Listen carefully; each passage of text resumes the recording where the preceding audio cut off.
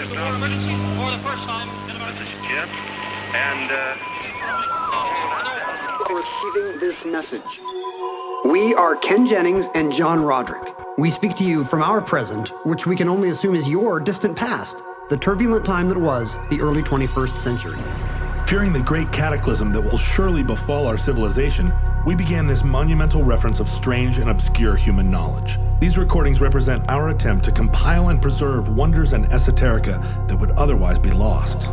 So whether you're listening from an advanced civilization or have just reinvented the technology to decrypt our transmissions, this is our legacy to you. This is our time capsule. This is the Omnibus.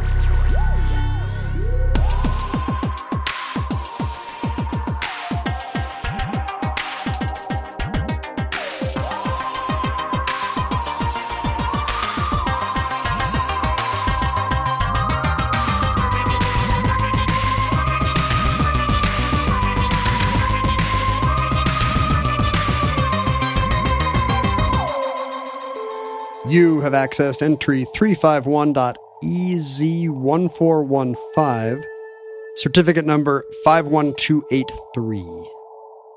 The Dingo Fence. In Australia lives a dog and Dingo is his name. Oh, D-I-N-G-O, D-I-N-G-O, D-I-N-G-O. And Dingo is his name. Dingo. Now, collectively, we here at Omnibus own 2 dogs.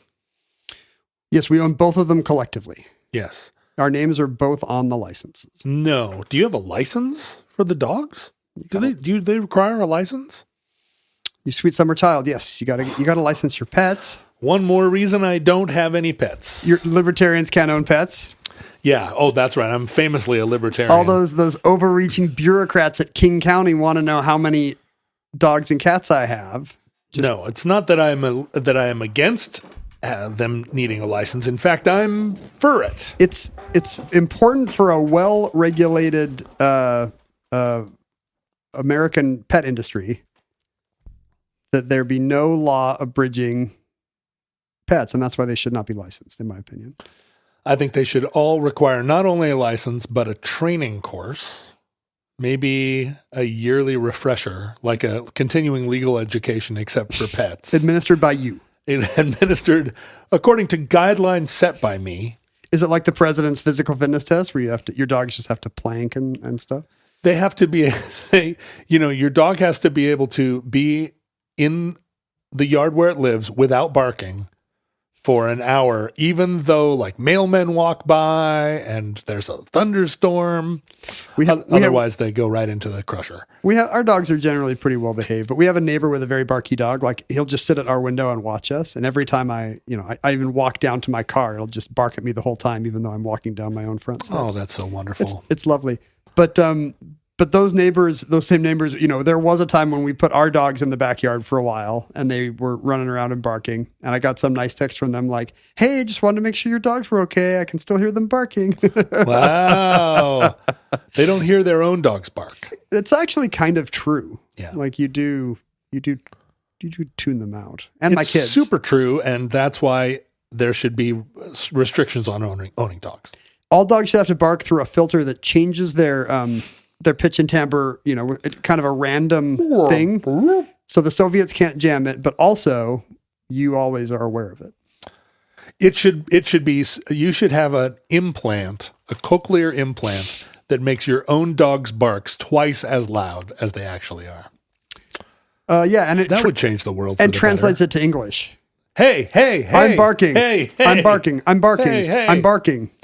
Your dogs, how on a scale of 1 to 10, 10 being the most and 1 being the least, how wild are your dogs? They are not particularly wild just because they're kind of domesticated to the point of not being able to survive? Yeah, they're just mind your own business kind of dogs. If you turned them out, how long would they live? I don't know what to say here because they're neither, like with people, they're neither aggressive nor obedient. So they don't particularly care to follow commands from me, but also there's not much downside to that because you feed them anyway. Yeah, well, and they're extremely friendly to others. They, if a dog growls, they run. They are not troublemakers. But as far as when you say wild, I guess you mean not fierce. You mean feral. Like if they had to call of the wild it out. Are they smart enough to figure out how to eat garbage if they were out in the world? Yeah, I think so. I have enough stories of them walking through the park, just seeing a dead bird and going to town. I have to think that in a universe that provides dead birds, that they would be okay. What if they had to hunt? What if they had to pitch a tent? What if they had to make a snare to catch rabbits? Yeah. Could they do that? They're not survivalists. Could they build a shelter? Your Audi can build a tent in under 5 minutes. I've seen them chase squirrels, but they get immediately confused when the squirrel climbs a tree. Right. You know how Spock notices that Khan is thinking two-dimensionally in the Mutara Nebula in Star Trek II? Yes. You know exactly what I mean. I do. I'm just like, absolutely. That moment. I'm riveted. That moment is just burned into my mind. That classic film moment we all love. Spock. The dogs think two-dimensionally, and if a squirrel goes up a tree, they will think it disappeared. Yeah. So my guess is they wouldn't get very far chasing squirrels and birds because as soon as those guys hit the third axis, my dogs are going to starve. They do like to graze. Can dogs survive just on grass and bushes? I mean, they're omnivores, right? They eat everything. Unlike cats, you can feed a dog anything. I just think nutritionally they will not Grapes. thrive.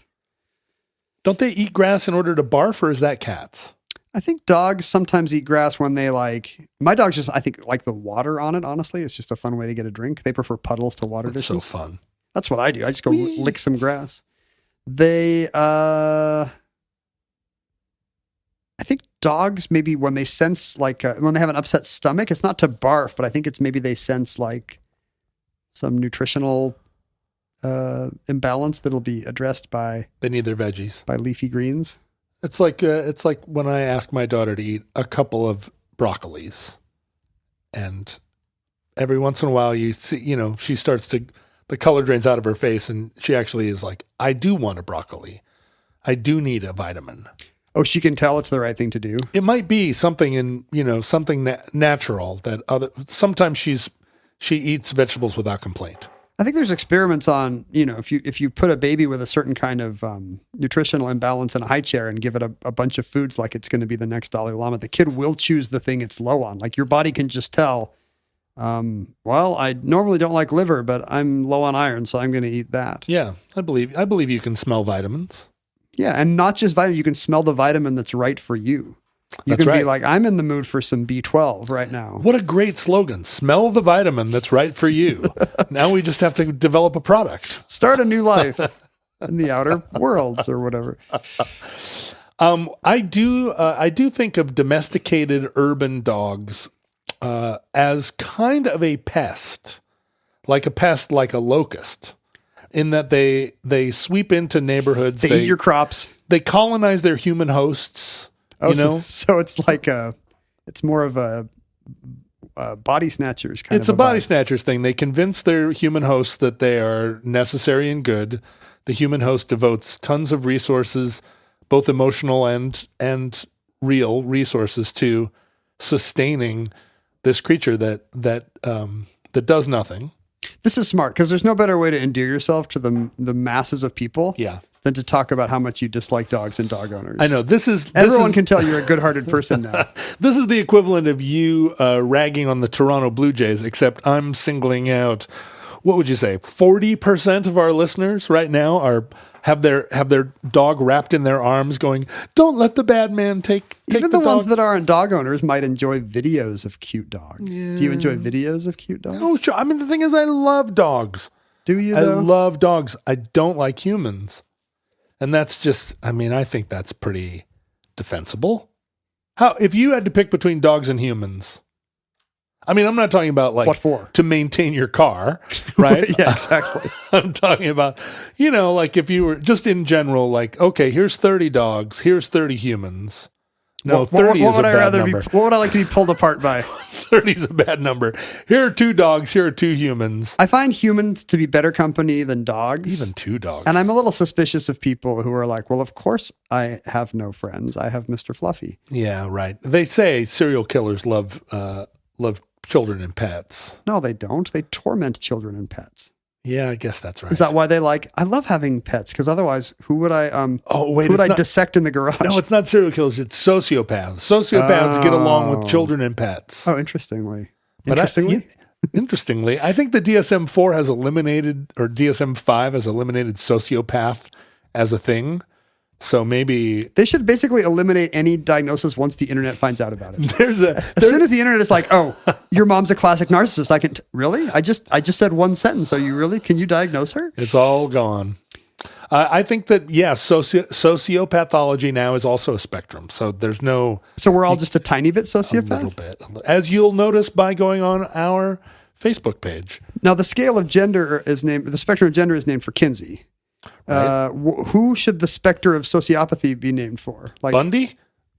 No, but he's also a serial killer. So why would you name it after the most sociopath? You should name it after a person who's an exact 5 on the sociopath scale. My ex-girlfriend? Yeah, exactly. Yeah. So just name her now, and now we'll know what to call the spectrum. No, I'm not going to name her. I should say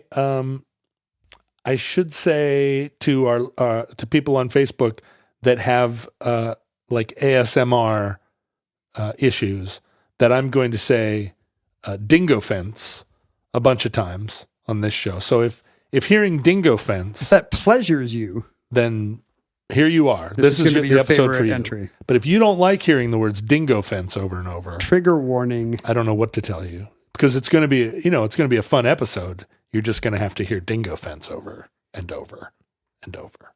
There are certainly, I mean, if we're speaking to the far future, presumably dogs don't even exist. And we have to explain that we took one of the most feared predators of our hunter-gatherer ancestors, the thing that used to eat us out on the Asian steppes.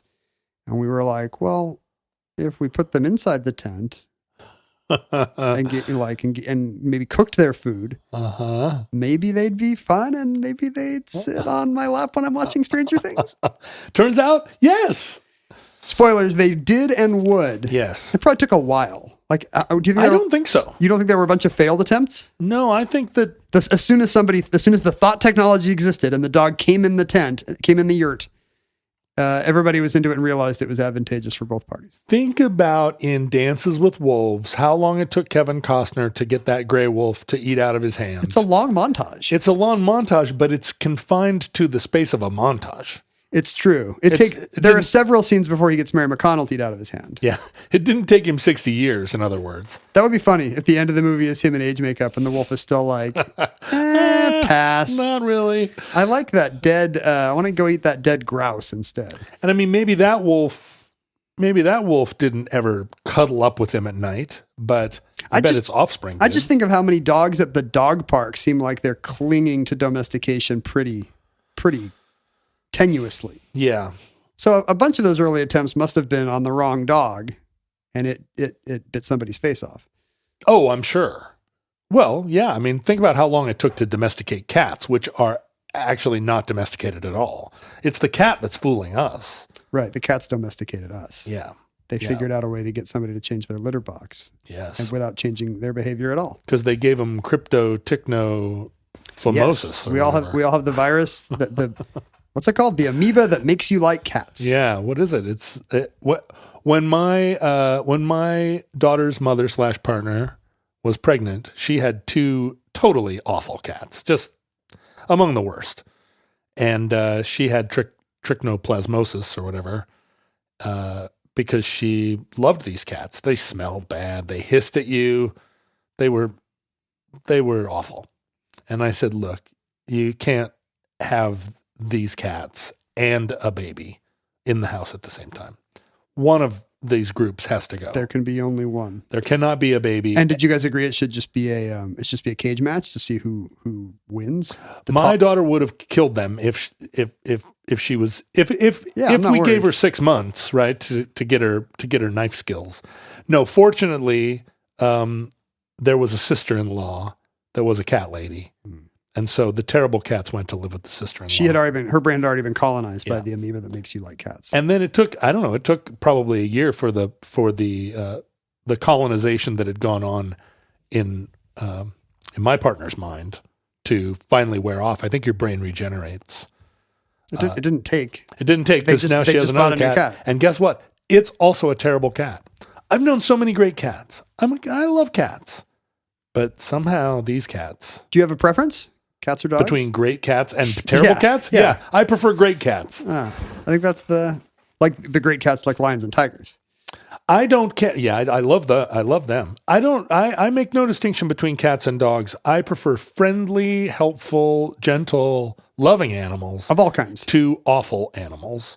And it doesn't matter whether it's a dog or a cat. I will love You'd a rather loving have dog. a friendly boa constrictor. Yes. Than a standoffish Siamese. Yeah. Like a mean dog or a yappy dog? No. But a nice dog? A friendly dog? We have one super friendly dog and one dog that is very cat-like and really couldn't care less. Yeah. And I like the friendlier one better. Yeah. Everybody does. She's a little bit, except my wife. Oh, your wife likes the bad one. That's how they are. The cute, fuzzy one. Yeah, they just want a bad boy. Yeah, they like a bad boy. It's a project for her to try to get him to like her. And it's some days it's working. But we all just like the dumb, lerpy golden retriever. We have a cat here that every once in a while, it's a house cat.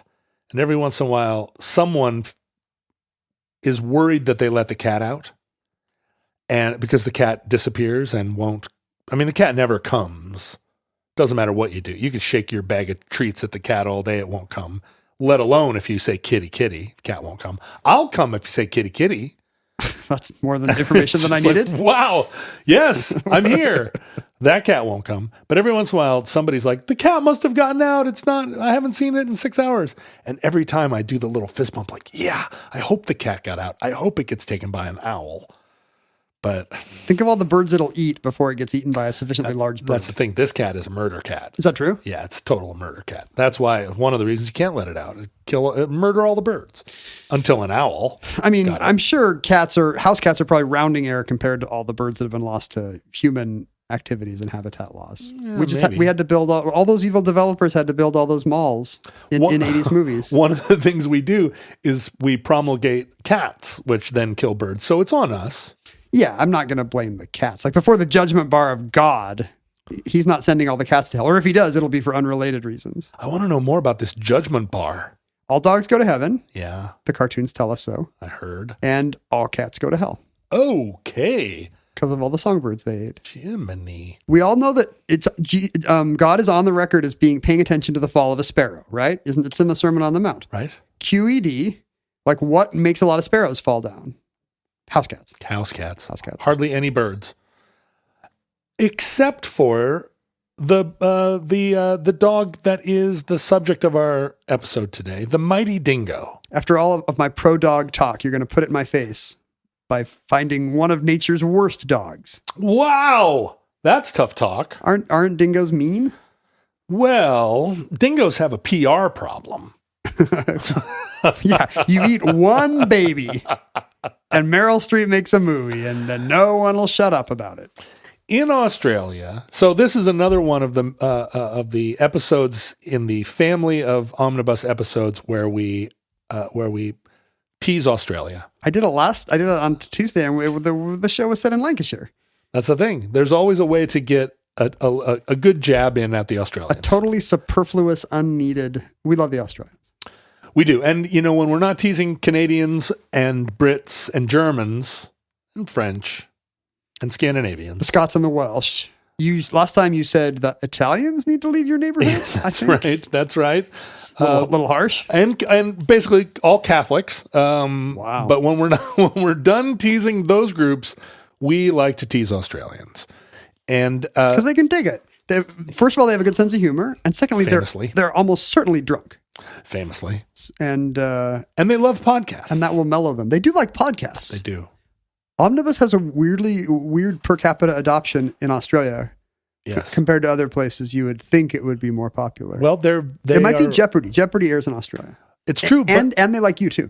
But also they like me, Yeah. right? I have a lot of Australian fans for some reason. I don't know why, but I love them. So it's a mutual admiration society. Not just the Sheilas either. Not just the Sheilas, but the other ones. The Heelas. The what are they called? The Joeys. They're called Heelas.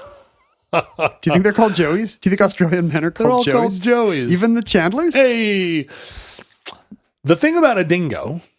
Here's the thing about a dingo. The thingo about a dingo. The thingo about a dingo is that no one in Australia Has ever seen one. can quite decide what a dingo is. What? There are a lot of different. What would you say? They're not really theories. They're attitudes about dingoes that Different ways of classifying them? yeah that employ science to that employ science to defend a certain position on dingoes, specifically the dingo's role in Australia, and even unto today, there are different camps regarding dingoes. This is ecologically for the most part, or are we actually talking about taxonomy? I don't want to gatekeep who's a dingo and who isn't. Well, That's not my job. It extends to the taxonomy. Huh. So the dingo, the mighty dingo, the noble dingo, We'll see. is a dog.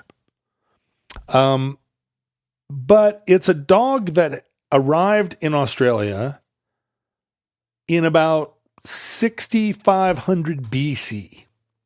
And it was at a time when the ocean levels were lower. It was easier to get to Australia. There was a land bridge from New Guinea and Southeast Asia. That's right. New Guinea was connected to Australia. And at the time, the domesticated dog of China was effectively a sort of dingo-like dog.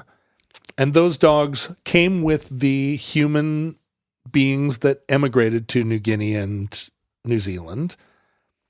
And so they accompanied humans. They were domestic animals. Imagine the dog just sitting there waiting on the New Guinea coast like Hachiko, waiting patiently for enough glaciers to freeze that he could walk across the strait. Imagine the noble dog waiting for the glaciers to freeze. Just knowing that what awaited him down there, a beautiful sandy desert full of holes to dig. So the dingo did not wait alone. The dingo came with his Aboriginal. He had been domesticated. He was domesticated. She. He or she, they were domesticated by humans. Interesting. Humans. They arrived as pets. They arrived as companions. Yeah. Do they have to quarantine? I mean, taking No. a dog to Australia is kind of tricky today. No, because you could walk, or That's true. you could get in a little raft and come from China. And I don't know what the rules are between Australia and China about importing dogs, but I bet you they're pretty strict. It's a dog of East Asian origin that came down with the first humans. And it's a dog. We've talked about what happens to dogs, feral dogs, dogs that are not specifically bred for traits. Yes. They all are about the same. They're sort of the color of sand. And these dogs in particular, they're kind of awesome dogs. They have big heads. They're very flexible. A dingo has wrists. What? A dingo can turn. Dingo can play the piano. Dingoes can actually turn doorknobs.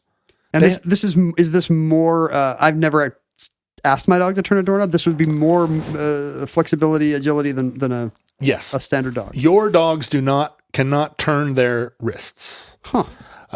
Try, sit at home and say, and I don't know how you would get Maybe like play some jazz play Pac-Man against them. No, and just be like, do jazz hands. Come on, and just right. show them jazz hands. And if the dogs can do it, they're dingoes. I always assume my dogs were choosing not to do jazz hands. But no. Now you know. It's a disability that I need to be patient with. So dingoes have been in Australia and New Guinea. New Guinea plays a role in this story. Thank goodness. For a long time, since humans have been there. But they came as domestic dogs and then became wild animals, and in fact became Australia's top predator.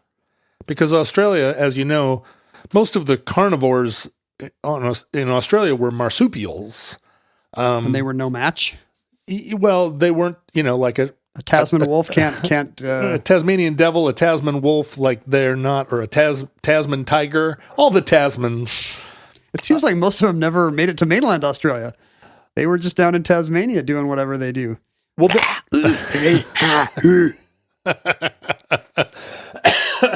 there are bandicoots. There are a lot of. In fact, I think of the marsupial species in the world, like 70% of them live in Australia. That sounds right. All we have here is opossums, and they're the worst. They're pretty, they're bad when they get in the walls, but they're hilarious when you see them walking down the street. Pogo's nice. He's one of the good ones. But the dingo's been there for a long time, and the dingo has done, like all top predators, right? The dingo does the job of managing, really in a way, like managing the ecosystem. They're better at it than we are as top predators because they don't, your typical mammalian top predator does not then seek to exterminate every other top predator like human beings seem to like to do. It's the one difference between us. What they do, and when a dingo is big enough that it can actually, it manages kangaroo populations. They can kill kangaroos. And so every ecosystem needs a top predator, and the dingo performed that role in Australia. Australia does have the worst apex predator of any continent in that case. Yeah. I mean, right. Like Asia's got Bengal tigers, and North America has polar bears, and Australia has some dingo skulking around. Has like a dog. Yeah, right. It's it's pretty sad. A dog that got out of its yard, basically. There are no grizzly bears in Australia. Can you imagine? Wow. If only those first Aboriginal visitors had just brought domesticated bears, a few of which then went rogue. Well, as you know, and we've talked about on the show, one of the defining characteristics of Englishmen when they colonize a new territory is they irresponsibly bring dumb animals with them, either to hunt for sport or because they think it's hilarious or because it was in Shakespeare. Because it was in Shakespeare. Even if that isn't true, it's too late. Defines the English. It's true to me pretty well. And when Englishmen and when the English, the British of any gender, not even the English, or the indeed British, a spectrum of gender. When the British came to Camden Town, let my people go. No, when the British came to Australia, they brought with them aminals like the ones they bring everywhere. Rats, pigs, dogs. The rats accidentally. The rats got off the boats via those little ropes. They got off the boats via those little ropes, That's what rats, as the poem says. As the early British hip hop sea chanty reminds us.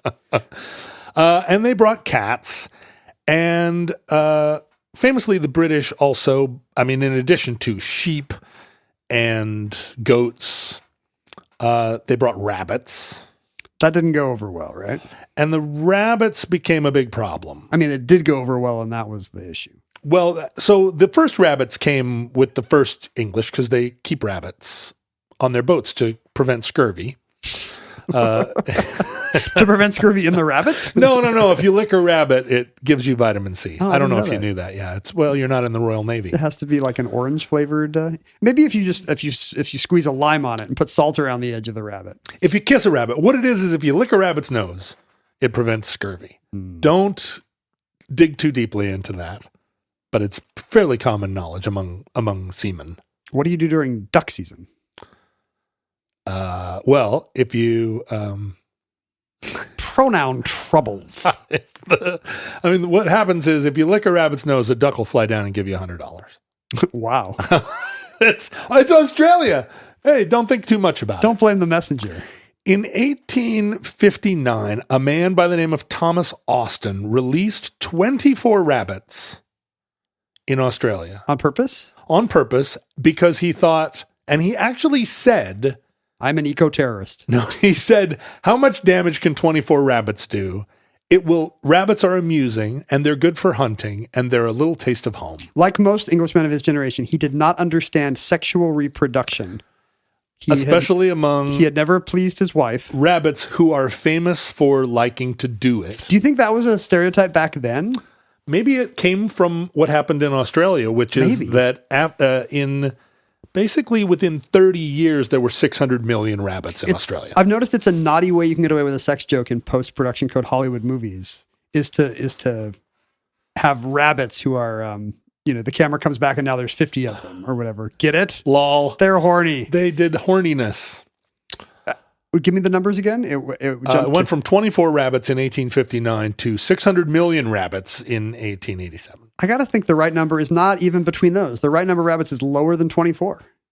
Right. In Australia, at least. I mean, the right number of rabbits here in my neighborhood seems to be way more than 24. More than there used to be. There are rabbits everywhere. There was one in my front yard yesterday. But they're so cute. You remember when rabbits took over Woodland Park? Yeah, it was pet owners letting them go. Yeah. Like this Thomas Austin doofus. Yeah, no, we just have these long-eared, long-eyed flying purple people eaters out here that are rabbits. Basically, they don't fly and they're not purple and they don't eat people. But they are rabbits and they're everywhere. But they're not burrowing and ruining things like they did in Woodland Park. They trashed that park. They did. And Green Lake. Isn't Australia the Green Lake for a while had signs like "Don't let your rabbit go here." Like a weird thing to have like to if tell you were people. tempted, like everybody comes down with a jacket full of rabbits and has to walk sadly home. Did you? Don't let your rabbit. Isn't Australia full of venomous, poisonous things? How come all the jellyfish and the snakes and the spiders aren't? I guess they're too small. They're too small and few to take on 600 million rabbits. Well, the jellyfish in particular have a hard time eating rabbits. The rabbits don't swim? For a variety of reasons. Don't the rabbits ever take a wrong turn at Albuquerque and burrow out into the Coral Sea? That is a very silly thing to say, but it's not even in the top 5 silliest things that we've already said in this episode. There are a lot of snakes, venomous snakes in Australia, but not nearly enough to keep the rabbit population under control. They should have just brought in more venomous snakes. And in fact, the dingoes aren't able. The dingoes and the red foxes and all of the animals combined are not enough to keep the. It's just hitting me that the rabbit boom would have led to a dingo boom because now there's a much bigger food source and the dingoes can propagate in peace and happiness. Rabbit boom, dingo boom.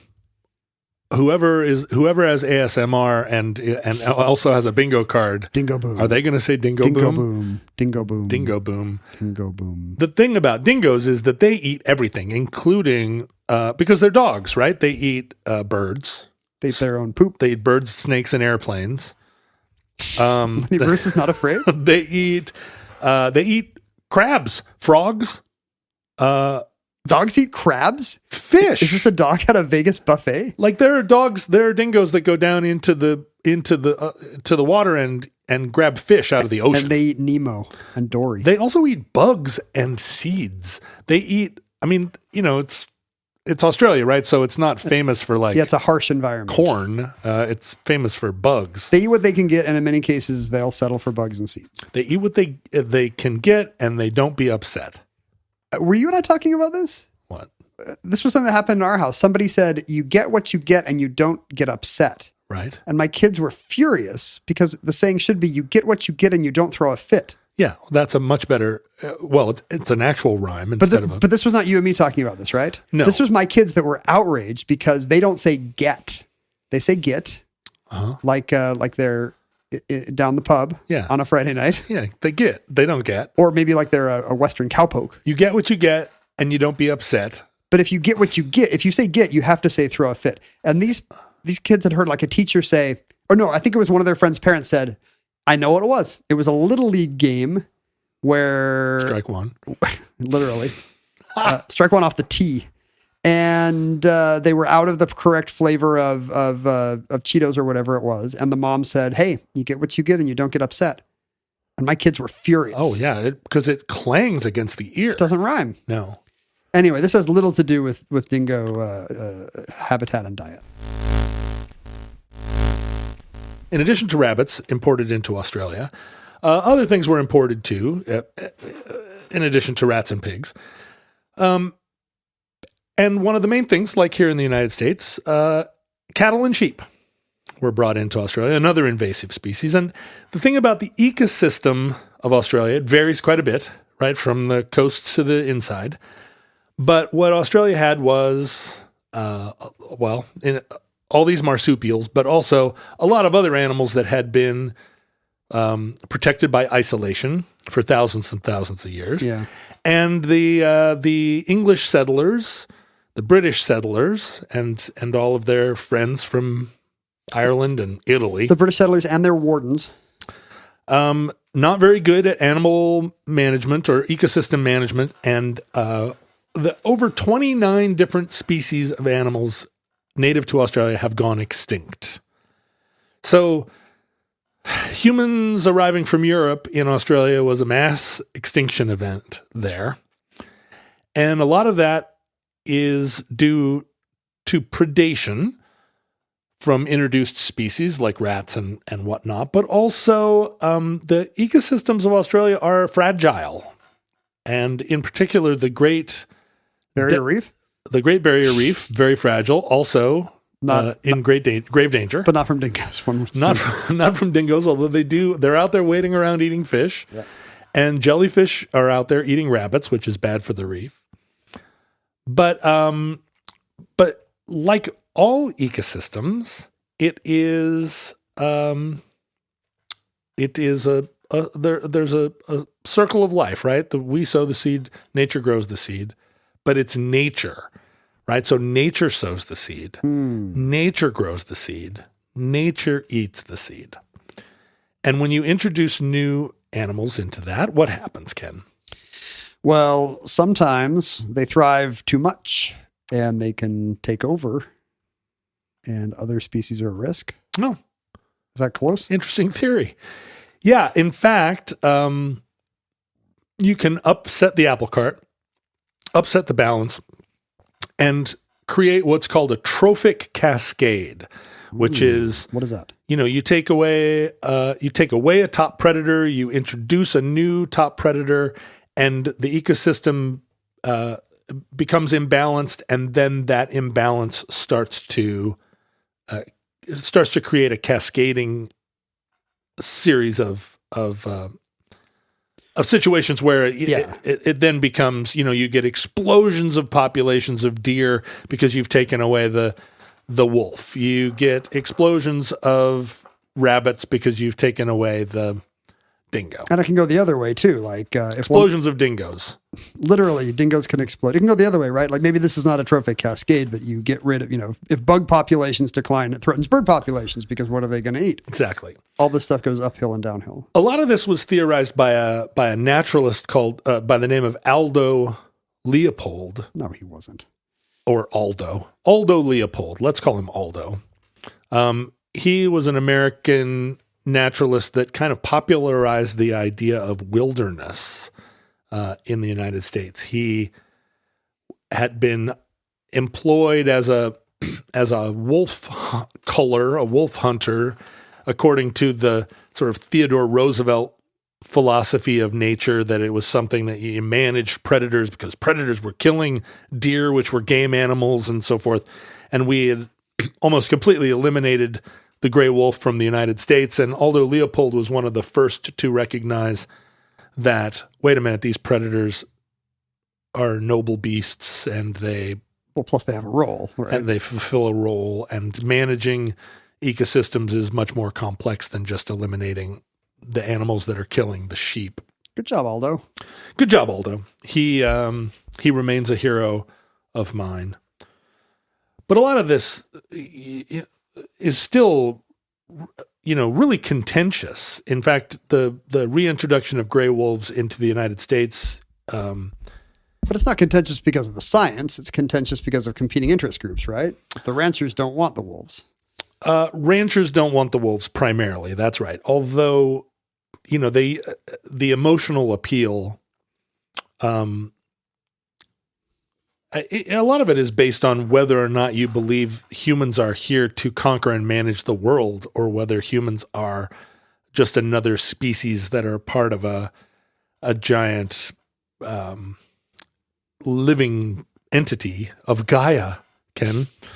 And if you believe that God put us here to manage the animals and to create an Eden where the lion lays down with the lamb, I think you make a convincing case that gray wolves are incompatible with the sheep farms of Idaho. Yeah, I mean, once you've changed the It's not a science case. Once you change the ecosystem that much, it really becomes just a matter of, here are competing interests. What's the least bad way to manage them all? Right. Are there places we can put the wolves where they will thrive and not eat the sheep? We've only just since the 1990s reintroduced gray wolves into Yellowstone. And so the experiment, it's a experiment on a grand scale. Are the gray wolves of Yellowstone actually improving the ecosystem writ large there? And I think there are a lot, it's basically a giant laboratory. Like, how is this affecting populations of birds? How is it? You got elk herds, and then you got everything downstream. And all the grass that the elk are eating, and all the bugs that live in the grass and so forth. And it's an exciting, experiment, and it's being monitored all around the globe by naturalists and scientists, because this is true everywhere. And what is essential to the ecosystem and what is alien to it, it's maybe not as obvious as it seems. Especially in this case where we know that the dingo was, fairly recently introduced. So in Australia, cattle ranchers and sheep ranchers are a huge business like they are here in the United States, but an even bigger enterprise. There are cattle stations and sheep stations out in Western Australia that are bigger than whole nations. States. Yeah. They're enormous, and they have an enormous number of livestock.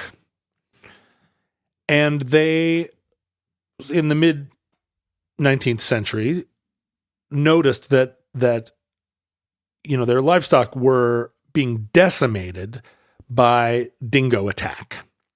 Now, like a lot of the rhetoric that, or the hyperbole that goes around wolf attacks of livestock here in the United States, those attacks, the records of those attacks are often wildly inflated or misstated.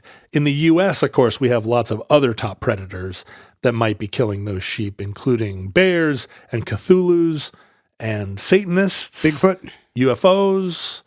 In Australia, really, it's only the dingo that you can blame for murdering sheeps.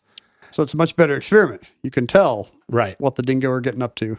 Even cows are just a little too big for a dingo to kill, but they can kill calves. Do they hunt in packs? They do, but not like their family units are smaller than wolves. It's not that, it's typically like mom, dad, the most recent babies, like the yearlings.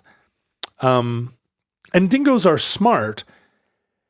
And in Australia, they developed a bad reputation because from the standpoint of the European colonist, the way the dingo hunted was regarded as sly and not honorable, right? So the dingo didn't That's always a problem, right? Yeah. To put a moral stamp on the dingo didn't stand there and let you shoot it with a rifle. It slunk off into the brush.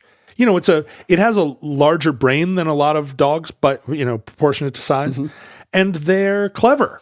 But the colonists thought that cleverness, because they were busy killing little sheeps, they thought that was a sign that they were the devil's dogs. That they were devil dogs.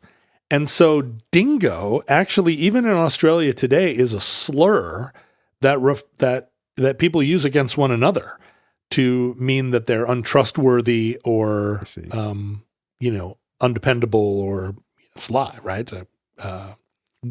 Full of guile. We don't really have animal insults like that. You could say a wolf for a womanizer. Well, you could say you're a pig. Yeah, I guess that's You could true. say you're a bird. Would you say someone's a bird? You're such a bird, Ken. What does that mean? They start to look at themselves in the mirror. You eat seed and Yeah, classic. get killed by cats. I do eat muesli. Well, so by the mid-19th century, both rabbits and dingoes were regarded as big problems for the management of Australian land. The rabbits, because they were eating all the grass that your sheeps and cows would need to be sustained upon, would sustain themselves with. I'm keep ending sentences with a preposition. With which they could sustain themselves, upon which to sustain their lives. And then the dingoes are, of course, culling, thousands of animals. Yeah. And so within Australia, there were attempts to eradicate these populations with guns and traps and poisons. But there's so much of Australia, and there were so many, many, many, many of these critters that it was very hard to exterminate them or really manage them. I mean, just by numbers. I mean, if there's 600 million rabbits there, that's, each Australian has to kill, 2 million rabbits? There's about 300 people there, I think. 300 people in Australia. Yeah. So yeah, each person has to kill 200,000 200,000 rabbits. I mean, you'd be very busy. So what they did in a very Australian way, you'll see that this is real Australian. Okay. They started building fences to keep the rabbits out and to keep the dingoes out, but not the same fence, because you were trying to keep the rabbits out of a different place than you were trying to keep the dingoes. Oh, different parts of the country. Yeah. It's not that they have different technology, anti-rabbit tech or anti-dingo tech. You can build a rabbit fence and then add a dingo fence onto it. You can build a dingo fence and add rabbit fencing to it, but rabbits and dingoes have different fence needs. Rabbit's smaller, so you got to have chain link or something, right? Right. A dingo can dig. A rabbit can dig. They're both diggers. So, and I think a dingo has to dig a deeper hole. It has to dig a dingo hole. It's a bigger hole. Whereas a rabbit can dig a rabbit hole and right under the fence. So you got to have fences that go down into the dirt and underground enough and kind of do that thing where they kind of curve under the ground. So the rabbit digs down and then, still fence down here. You can't really keep rabbits out of places. I mean, the one thing I've learned from the Trump years is that this kind of massive infrastructure project is essentially impossible. It's just too big and too expensive. Right. But Australia managed it.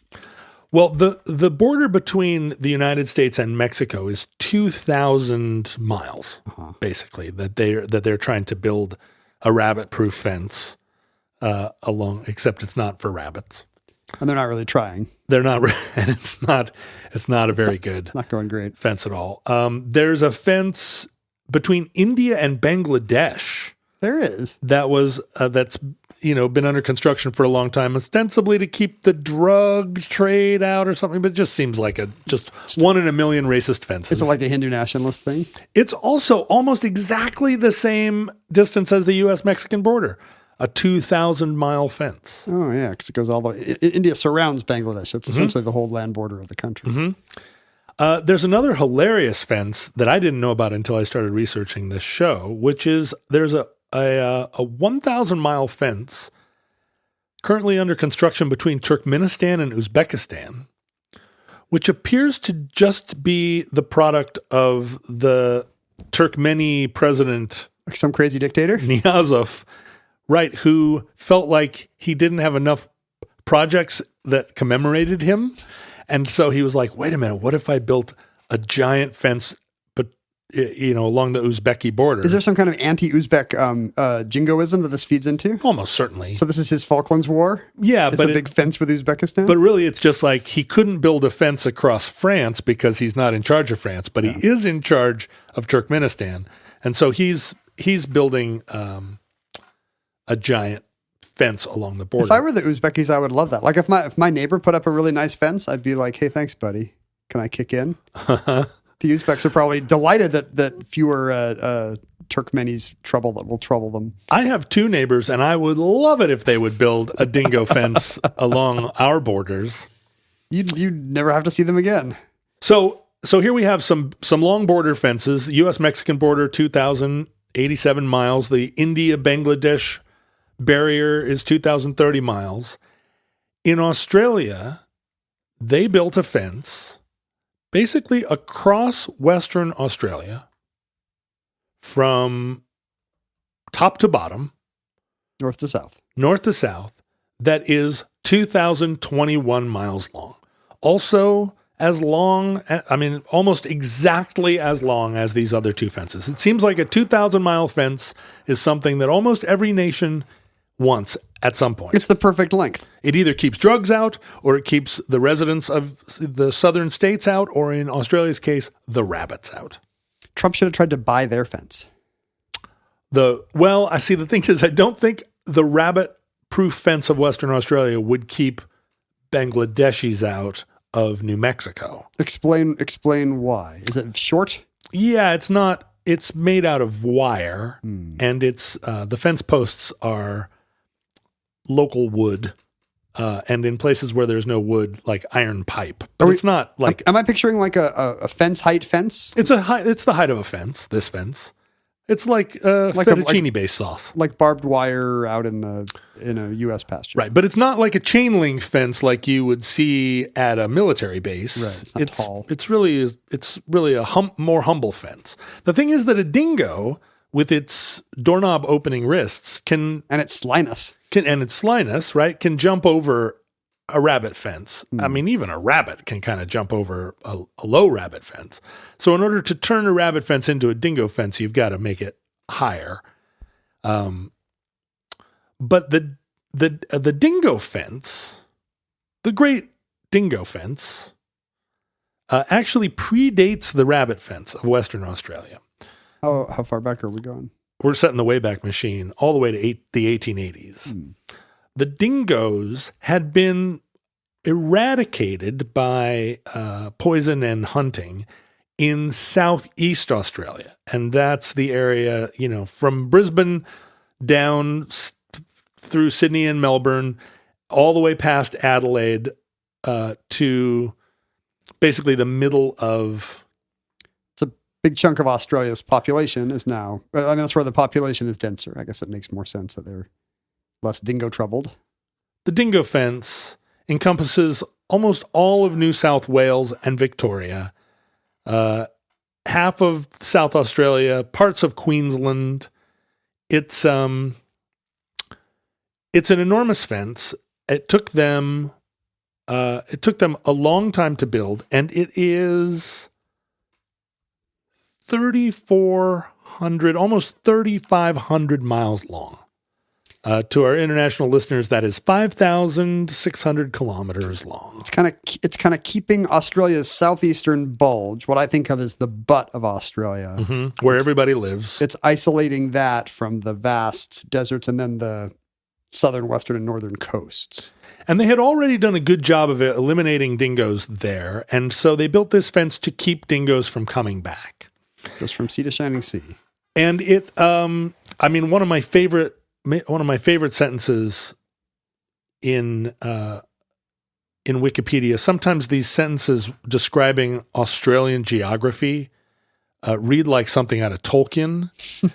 And this is the sentence that describes the fence. It goes from Jimbour on the Darling Downs near Dalby, ending west of Ayr on the cliffs of the Nullarbor Plain above the Great Australian Bight near Nundroo. I'm just like, whatever that is, I want to go there and I want to fight dragons there. The Darling Downs. The Darling Downs. So dingo attacks on sheep, of course, were curtailed because the dingoes were all kept on the other side of the fence. But what that has precipitated, of course, is a trophic cascade, right? On which side?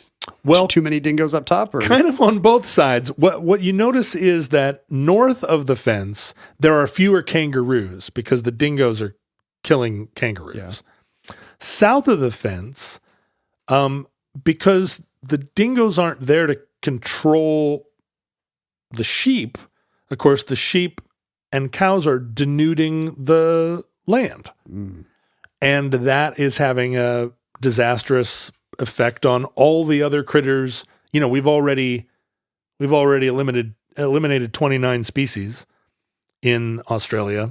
And I mean, you know, you and I. humans, you know, it's creating an ecosystem in southern Australia that seems to be collapsing because that's what happens when you introduce grazing animals from Northern Europe and eliminate all of them. And not enough dingoes to eat them. And there are no top predators. So within Australia now, there is a kind of an argument raging that's creating a kind of situation like in the United States where you have a federal law and then you have states that have different laws that contradict the federal law. I'm aware. There are, I guess, two schools of thought. One of them is, as long as this isn't about pot shops. There's two schools of thought. There's people that believe the election of 2020 was stolen, and then there are people that support the dingo. One school of thought is that the dingo is a species of dog native to Australia that is an essential component in the Australian ecosystem, and that it is a specific species separate from the domesticated dog. Right. Not species, but the initial taxonomy of the dingo was Canis dingo. And then a subsequent taxonomy was that the dingo was kind of reclassified as a Canis lupus dingo. A wolf. Right. Subspecies of wolf. Subspecies of wolf. But then it was reclassified again as a Canis familiaris, which is basically saying it's a feral dog. And because it came with humans, albeit 8,000 years ago. I mean, 8,000 years is not a lot of time to evolve into a whole new species. Right. It is, it's essentially an introduced species. Yeah. By that taxonomy. It's an invasive species of its own. And so within Australia, there are various laws either classifying it as a top predator and a necessary component in an ecological restoration of denuded environment, or it is an introduced and basically toxic species that has come and arguably is responsible, but pre-contact or pre-European contact even responsible for having eliminated a lot of native species.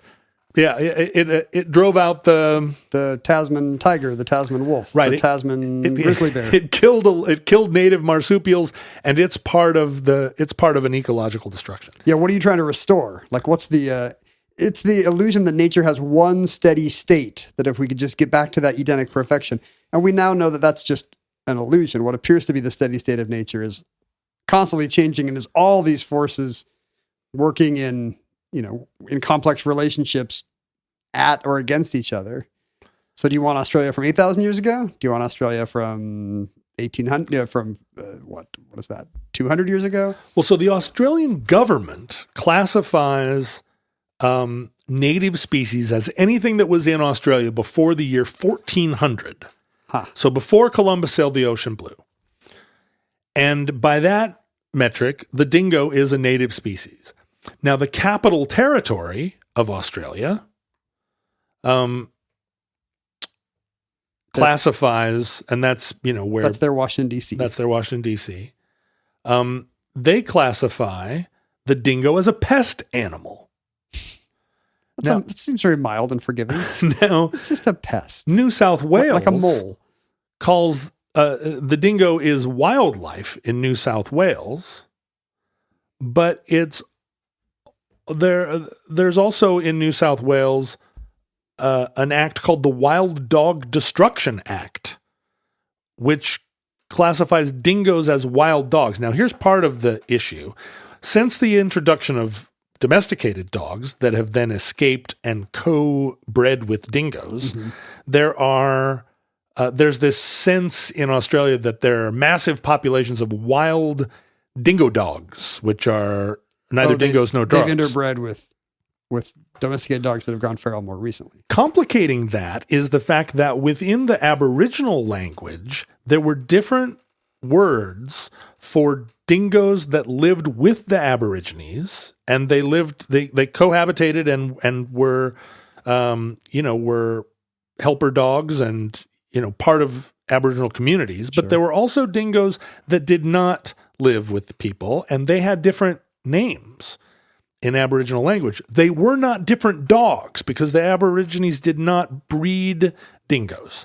They weren't like manipulating dingoes. I see. House dingoes or camp dingoes is what they were called versus wild dingoes weren't distinct from one another genetically.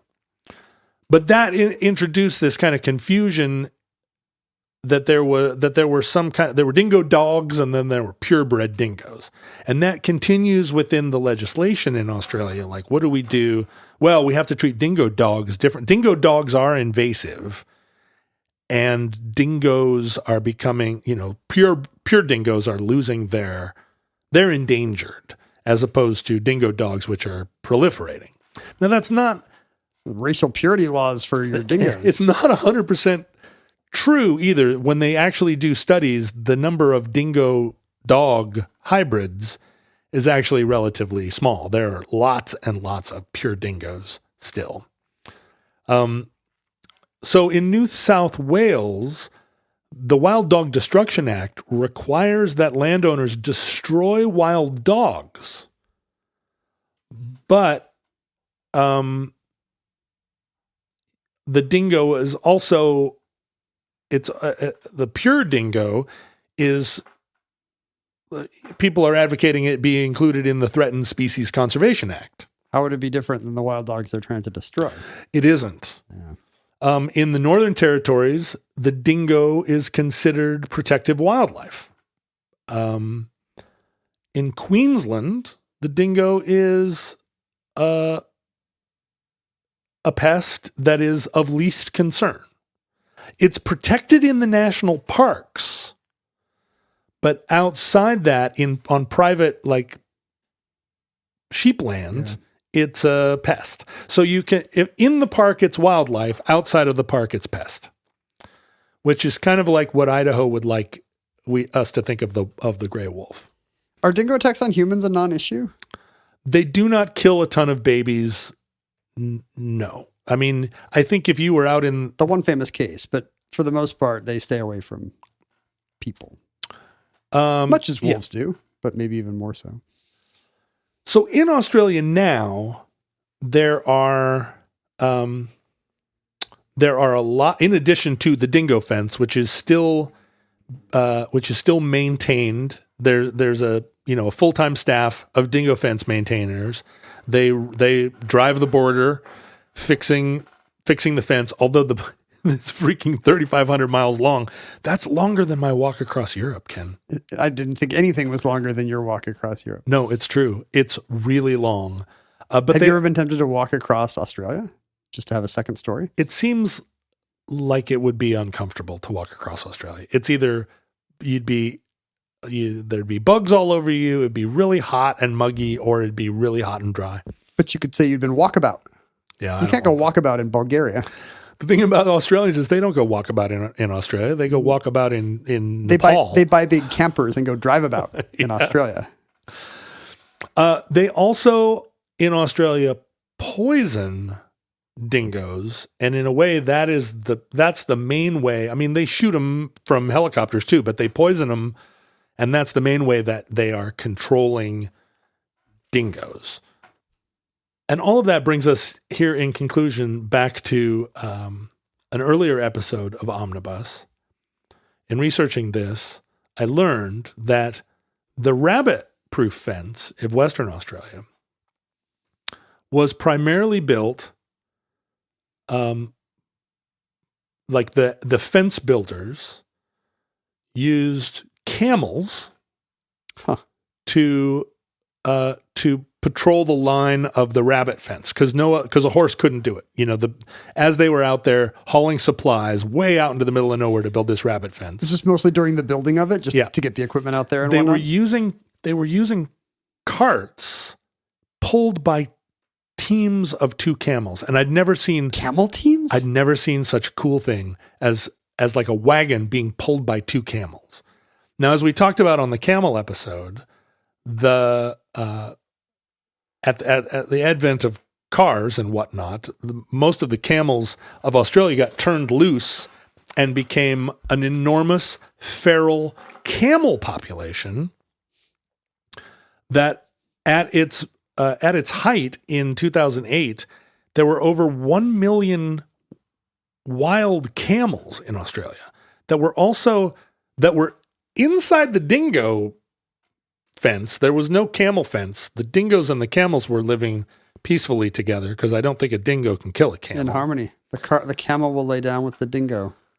But by 2008, there were 1 million camels, and the estimate was that every 8 to 10 years, that population of camels was going to double. And the camels were a pest because they were, a camel can smell water 5 miles away. So a camel was tearing up all the toilets of the cattle stations and whatnot.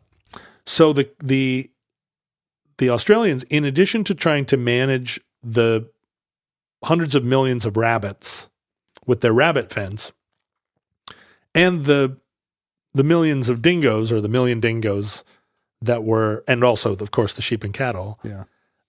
Just recently, the Australian government has set about to try to cull hundreds of thousands of camels from their million camel overpopulation, and began a whole enterprise of creating pet food out of camels. They're down to 300,000 camels now. Oh.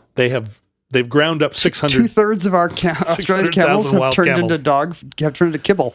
What's nuts is that I learned in doing this that the Aborigines learned to love the camel. Huh. And there is a whole now subset. This is just in the last 100 plus years. There's a whole culture, a whole like Aborigine camel culture now that also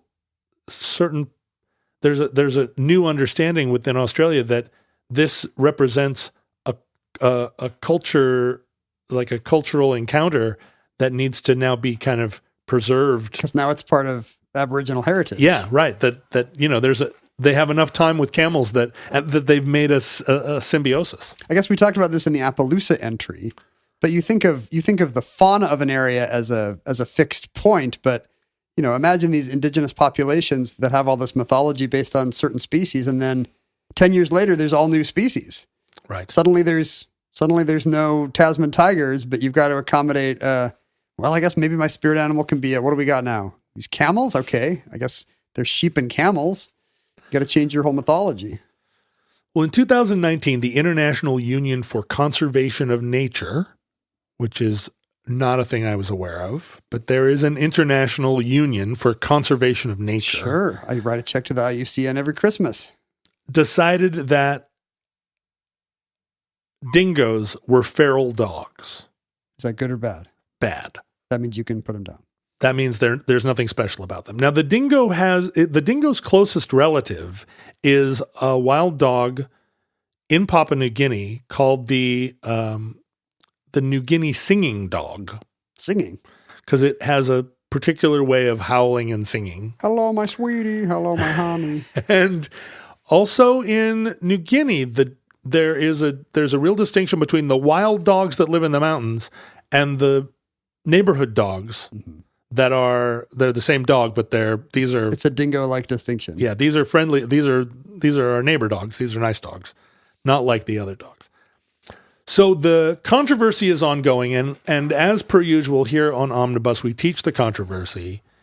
Is a dingo a native fauna of Australia, necessary as a top predator that should be conserved and treated with respect? Or is it a human-introduced feral dog species, invasive, that killed all the Tasman tigers and should be poisoned and shot from helicopters and confined by, or it's actually, the fence doesn't confine the dingoes. The fence confines the humans. Well, yeah, exactly. The fence keeps us in. Yeah. I guess maybe what you need. Tell me what I need. I mean, making the rabbit-proof fence just released a bunch of camels. Maybe you make a camel-proof fence, but you bring in what? Elephants? Well, and then the elephants step on all the dingoes? I think the natural predator of camels is tigers, right? Is that or true? Lions? I mean, what kills a camel? It's got to be a tiger. So we need to introduce, first of all, I think Australia would benefit from having an introduction of tigers. Well, yeah. It would just be more exciting. I want to bring all the animals referenced in Rudyard Kipling and put them in the great state of Montana. That's just, if we're going to be kooks, that's what I want to do. I want to be a Kipling kook. I always feel bad when I go to a zoo and somebody's in the wrong ecosystem. Somebody's in the wrong climate. The polar bear is too hot. Yeah. The tiger's too cold. Tigers can handle cold. It's just a bummer. Yeah, I guess they go to Siberia. Yeah. What's something that can't handle cold? Camels. Hyenas. Is that maybe right? Maybe camels. Hyenas just complain. They stop laughing even. Tortoises. I bet tortoises do not like winter. Cold-blooded animals. Anyway, I mean, one thing we've learned is that we should not be making these decisions based on emotional appeals, right? We shouldn't think, which are the good animals and which are the bad animals? We'll draw a circle around them. Well, I think the bad animals are domesticated dogs in the United States, particularly in cities. Well, we're not going to build a fence around each one individually. Around each dog or around each city? I think we should build fences around our cities. Each individual dog should have a fence around it. I guess that is how the suburbs work. I just reinvented the suburbs. I'm Elon Musk. And that concludes the dingo fence. Entry 351.EZ1415, certificate number 51283 in the Omnibus. As always, we were products of our time, and our social media accounts were at Omnibus Project, at Ken Jennings, and at John Roderick. You could send us email with your complaints about our treatment of Australia to the Omnibus Project at gmail.com, where we would read them if we could understand a thing you were saying, Australians. You could send us physical items to P.O. Box 55744, Shoreline, Washington, 98155. I thought maybe I had postcards or something. You thought you had postcards from whom? From someone who had sent them to us. Whoa, there's a lot of letters there, Ken. Wait, those are our show notes that you're sending to fans. We send out show notes to Patreon supporters. We do. Who give at the robot alien something level. Robot alien something level. The robot, you get a signed set of show notes from myself and John. At the the Washing Bear level, I believe. You can actually submit an idea for an omnibus entry that John and I will take to heart and incorporate into our lives and religious practice. In fact, today's show about the dingo fence was suggested by Joshua. Thanks, Joshua. If you have been enjoying the show but are not enjoying these and other fine Patreon benefits, please investigate them at patreon.com/omnibus project. Look for other Futurelings on the Futurelings groups on Facebook and so forth. And write your congressman about anti-camel measures. Reintroduce camels to Yellowstone. Here. Right? Yeah. It's about time. They would love the geysers. Camels love geysers. Hot. Yes, it's hot. They love water and they love heat. So what would they love more than a super geyser? hot water. Yeah, that's right. Futurelings, from our vantage point in your distant past, we have no idea how long our civilization survived. We hope and pray that the catastrophe we fear may never come. If the worst comes soon, we wish you many goods and cheese, and we hope you come see us often. But this recording, like all our recordings, may have been our final word. If Providence allows, we hope to be back with you soon for another entry in the Omnibus.